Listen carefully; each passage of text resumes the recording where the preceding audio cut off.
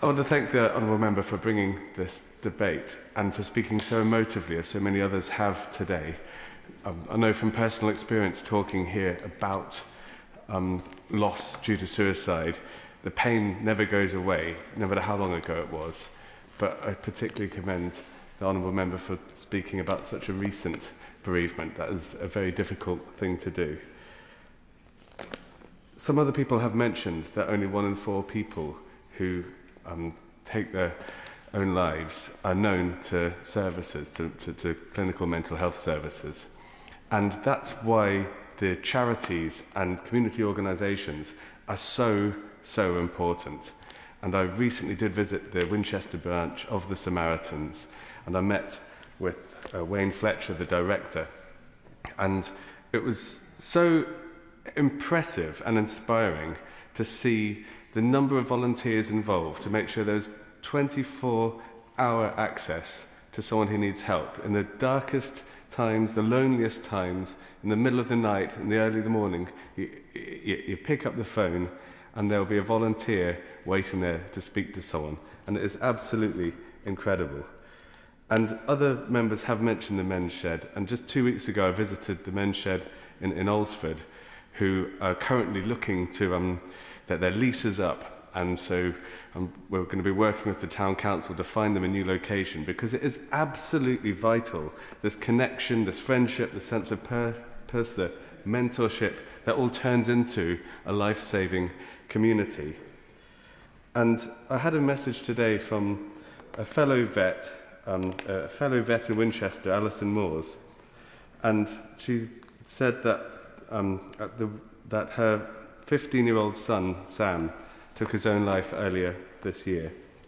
And she said, at the weekend I went with 3 of his school friends and their mums to Sam's grave. Seeing 16-year-olds crying at the grave of their best friend was heartbreaking. The loss of my son is so horrific, I can't even begin to describe it. We've raised over £30,000 for Papyrus, but they still need more, and I hope we've made a difference in saving another child's life.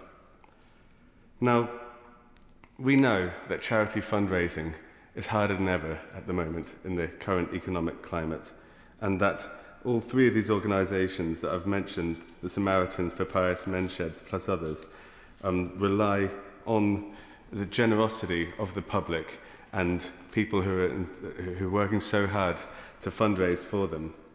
And so I'd like to ask, in the most constructive way possible, because I know all members across this House care deeply about this issue, and I know the Minister has a genuine commitment to suicide prevention.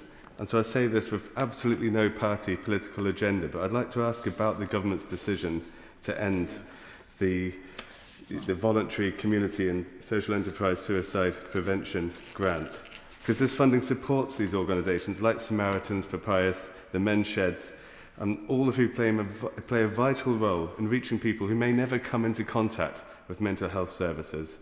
So I wonder if the Minister could let us know whether there's any scope through cross-party pressure, engagement with Treasury colleagues, how we can look again at how we can support, sustain support for these life-saving organisations at a time when suicides are at a 25-year high.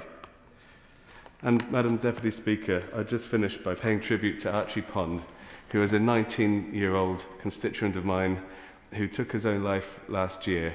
I met with his father last month, Martin, and since then he has been relentlessly fundraising for young minds. And I'm always so impressed that someone can turn that kind of heartache and that heartbreak into something so positive. And finally, one of my core team, a retired clinical psychologist, Peter Wilcock, who helped so much before the general election and since the general election, especially since I was made the mental health spokesperson. I just want to put my thanks on record to him for not only his efforts, but his invaluable expertise in this subject. Thank you.